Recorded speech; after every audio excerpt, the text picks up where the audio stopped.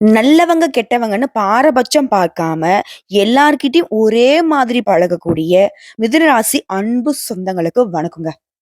அப்போ கெட்டவங்ககிட்டயும் உங்களுக்கு பழக்கவழக்கம் இருக்கா? அப்படின்னு கேட்டாக்கா தவறுங்க. அப்படி கிடையாது. யார்கிட்டயுமே ஒரே மாதிரி தான். கெட்டவனா? அவன் ஏதாவது ஒரு சூழ்நிலையில அவன் கெட்டவனா இருப்பான். அவன ஒதுக்கி வைக்க முடியாது. அவனுக்கு புரிய வைக்கலாம். இதை உணர்ந்து எல்லார்கிட்டயும் ஒரே மாரி பழகுறதுனால தான் மிதுனம் எப்பவுமே உயர்ந்த சிந்தனைகளுக்கு சொந்தக்காரங்க. புதன் பகவானே அதிபதியா கொண்டவங்க.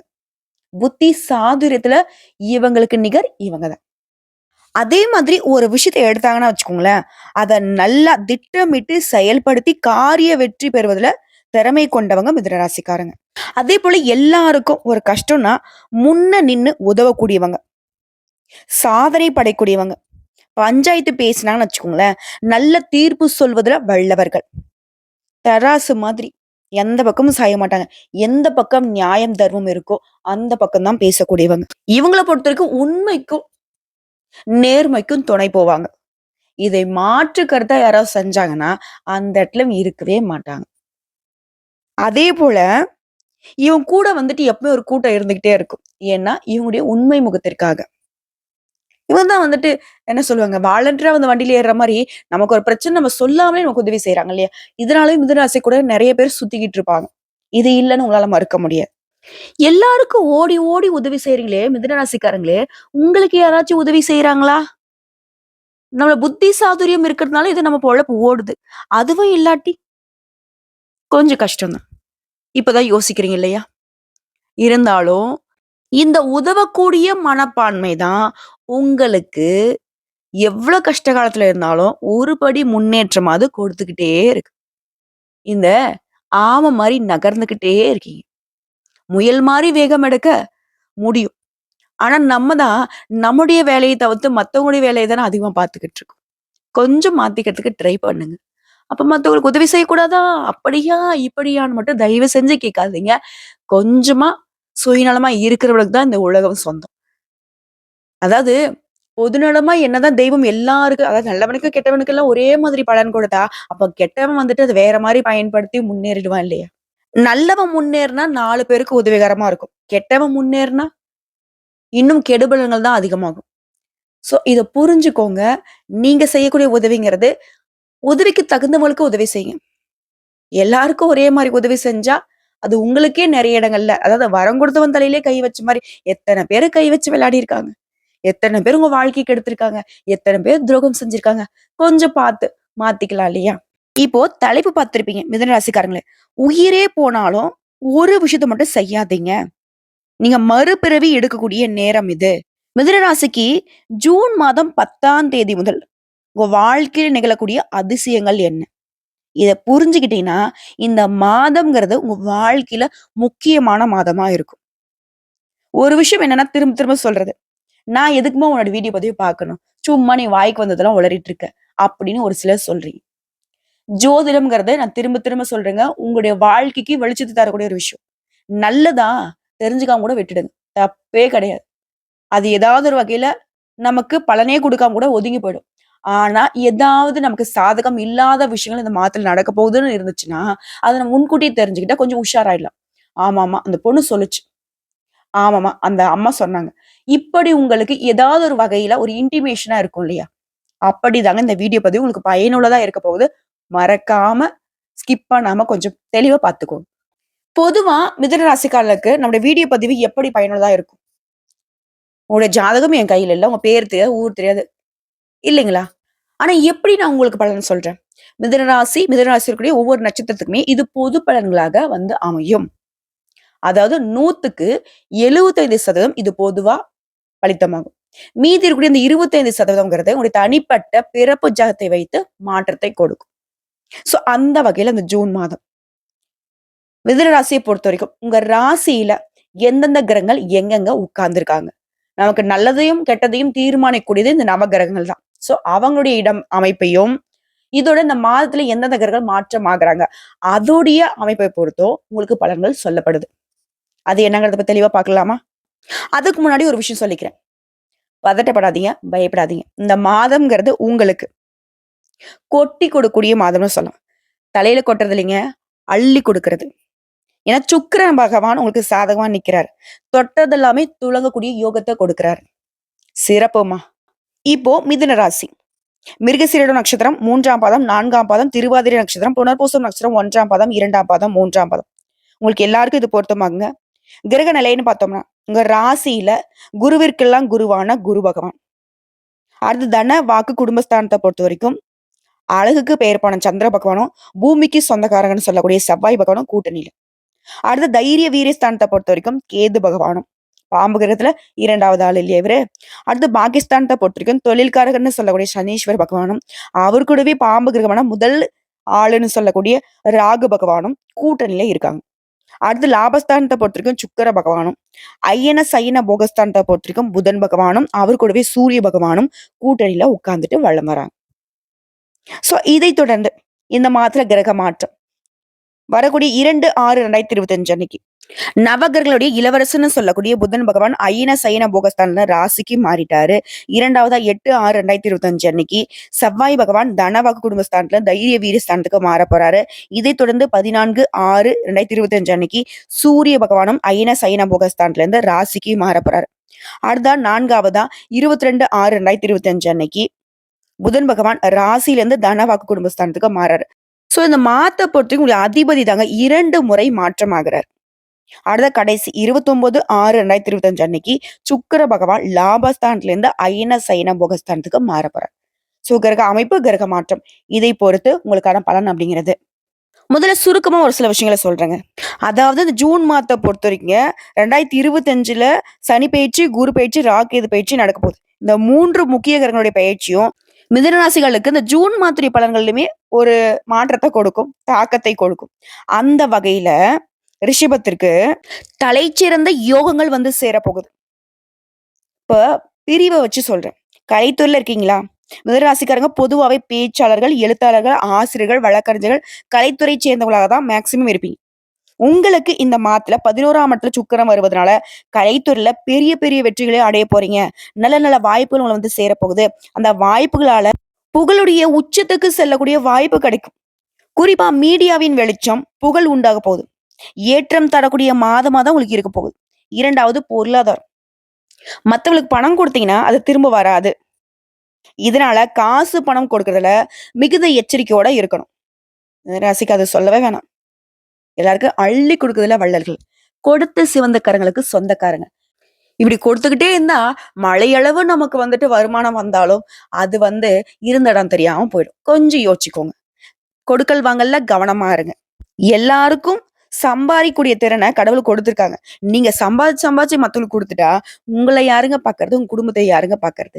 பண உதவின்னு போய் நிக்கிறப்போ 10 பைசா கொடுக்கறதுக்கு ஆள் இல்லாம எத்தனை நாள் கண்கலங்கி நின்னு இருக்கீங்க?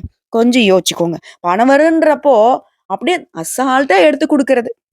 கொஞ்சம் மாறுங்களேன். என்னம்மா வீட்ல இருந்து பார்த்த மாதிரி என் பக்கத்துல இருந்து பார்த்த மாதிரி சொல்றியா அப்படின்னா உடைய ஜாதகம் சொல்லுதுங்க. அடுத்தா கடந்த 1 வருஷமா மிகுந்த பாதிப்புகளை பார்த்துட்டு வந்த உங்களுக்கு 12ஆம் இடத்துல விரிய குருவால பண விஷயத்துல மிகுந்த பிரச்சனைகள் வந்திருக்கும்.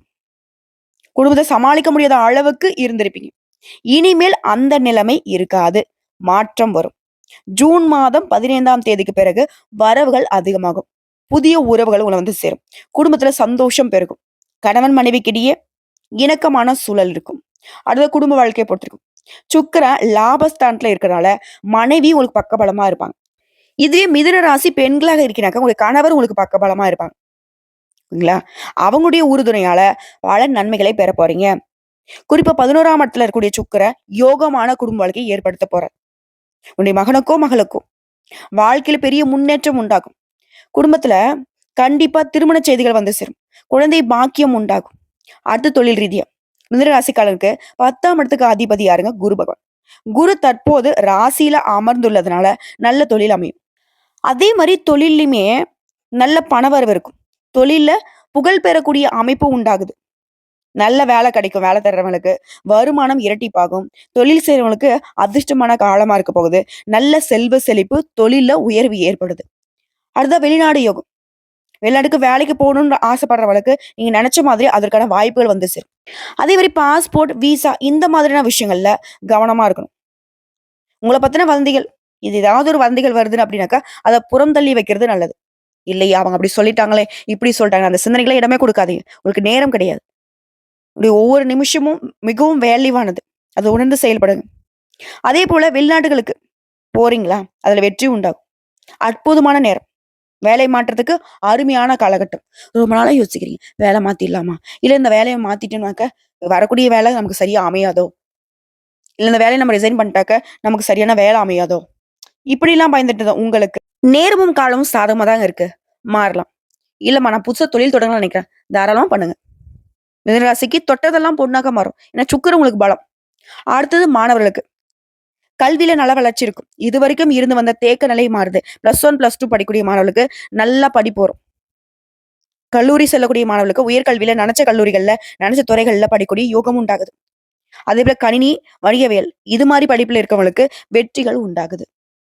அதெல்லாம் இல்ல. நான் அரசாங்க உத்தியோகத்துக்கு ட்ரை பண்ணிட்டு இருக்கேன். ரொம்ப நாளா தள்ளி போயிட்டே இருக்கு. இந்த வருஷம் முயற்சி பண்ணலான்னு இருக்கேன்.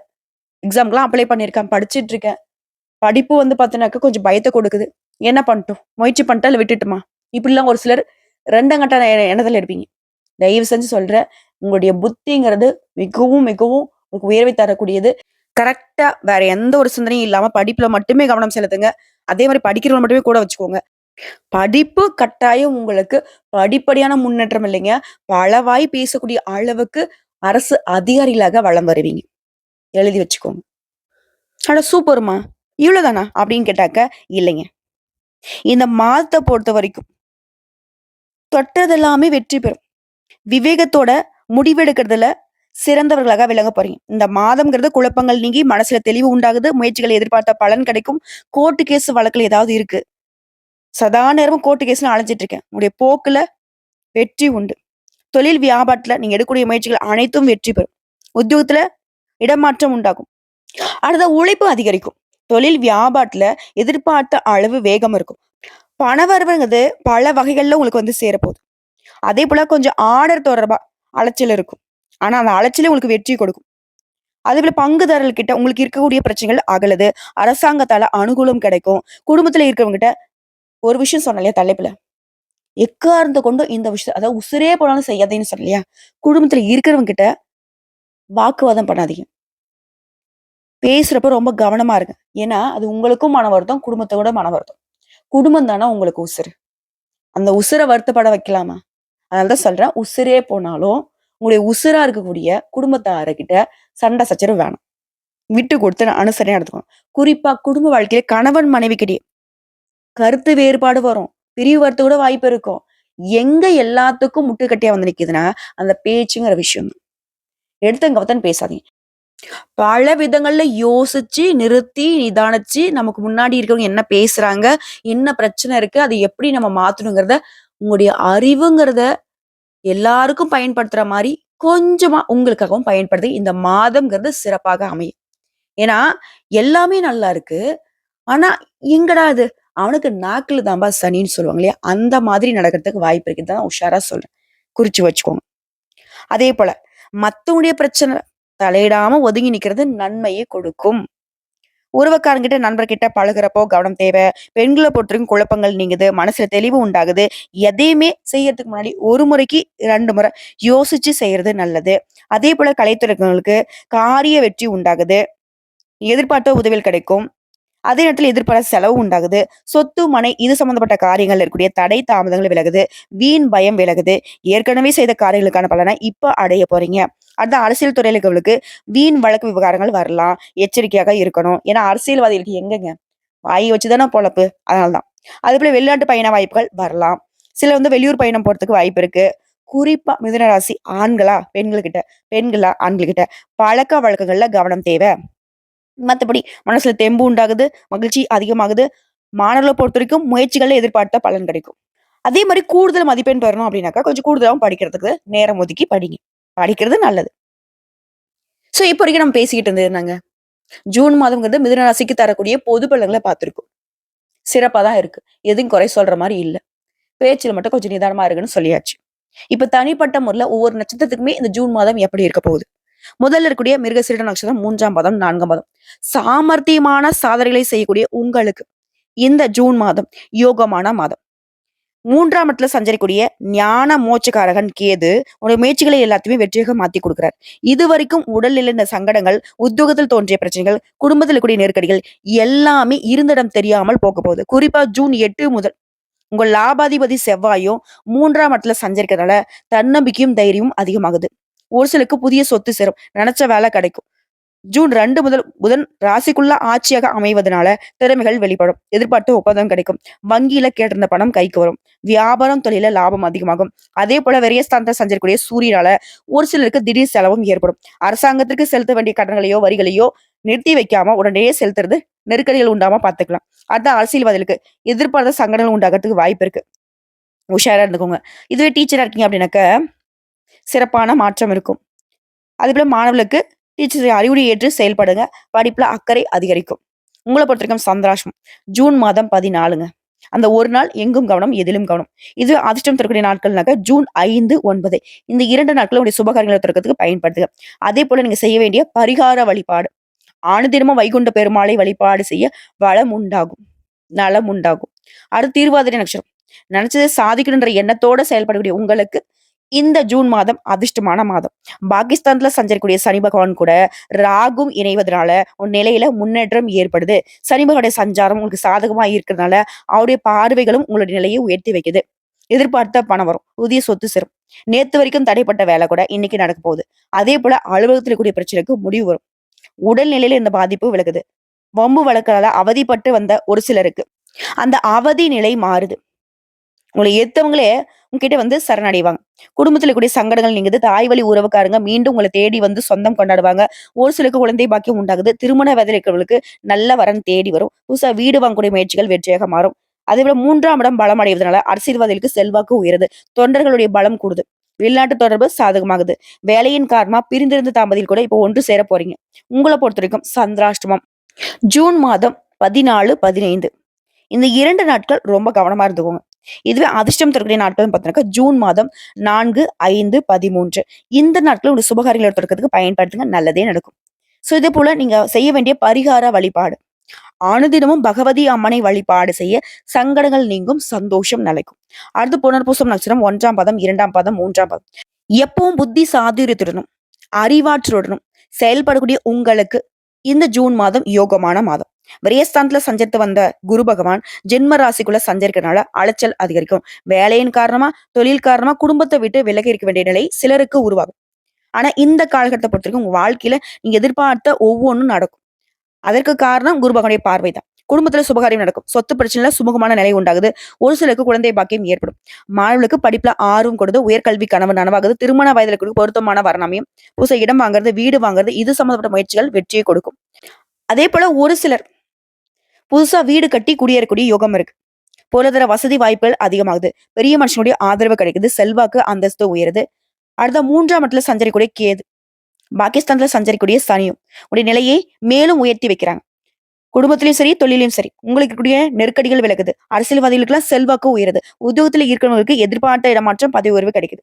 இதோட பெண்களை பொறுத்த வரைக்கும் இது வரைக்கும் இருக்கக்கூடிய பிரச்சனைகள் நீங்குது. கணவர்கிட்ட இணக்கமான நிலை உண்டாகுது. பொன் பொருள் சேர்ந்து குழந்தை பாக்கியத்தில் ஏற்படுத்த தடை விலகுது. உங்களை பொறுத்த வரைக்கும் சந்திராஷ்டமம் ஜூன் மாதம் 16 அந்த ஒரு நாள் எங்கும் கவனம், எதிலும் கவனம். இதுவே அதிர்ஷ்டம் தரக்கூடிய நாட்கள். ஜூன் 3, 5, 12, 14 இந்த நாட்கள் ஒரு சுபகாரியங்களை தொடக்கிறதுக்கு பயன்படுத்துங்க. நல்லதே நடக்கும். இதே போல நீங்க செய்ய வேண்டிய பரிகார வழிபாடு. அனுதினமும் பிரம்மபுரீஸ்வரரை வழிபாடு செய்ய வாழ்க்கையில முன்னேற்றம் உண்டாகும். சோ இப்போ வரைக்கும் பார்த்தது மிதுன ராசிகளுக்கு இந்த ஜூன் மாதத்தின் பொது பலன்கள், பரிகாரங்கள் எல்லாமே பார்த்திருக்கும். இதோட பொதுவா நீங்க செய்ய வேண்டிய பரிகாரம். மேல்மலையனூரில் அமர்ந்திருக்கும் அங்காள பரமேஸ்வரியை வழிபாடு செய்வதனால அற்புதமான பலன்கள் கிடைக்கும். அதே போல அமாவாசைக்கு போயிட்டு வழிபாடு செய்ய கூடுதலா நட்பலன்களை அள்ளி கொடுப்பாங்க. பதவி உயர்வு, திருமணம், சந்தோஷம் உண்டாக்கூடிய காலகட்டமா இருக்க போகுது. இதோட புதன்கிழமைகள் தோறும் பெருமாளுக்கு துளசி மாலை அணிவித்து தீபம் ஏற்றி அர்ச்சனை செய்து வழிபாடு செய்வதனால வாழ்க்கையில முன்னேற்றம் உண்டாகும். சுங்களை பொறுத்த வரைக்கும் அதிர்ஷ்டம் தரக்கூடிய கிழமைகள் புதன் மற்றும் வெள்ளி. இதோட பொதுவா மிதுன ராசிக்கு இருக்கக்கூடிய சந்திராஷ்டம நாட்கள்னாக்க 14 ஜூன் மாதம், 15, 16 இந்த 3 நாட்கள் கவனமா இருந்துக்கோங்க. அதுவே அதிர்ஷ்டம் தரக்கூடிய நாட்கள்னு கேட்டீங்கன்னா ஜூன் மாதம் 25, 26 இது பொதுவாங்க. சிறப்பான பலன்கள் இந்த ஜூன் மாதம் கொடுத்திருக்கு. இந்த கரெக்டா பயன்படுத்திக்கோங்க. வாழ்க்கையை மாத்திக்கோங்க. வாழ்த்துக்கள்ங்க.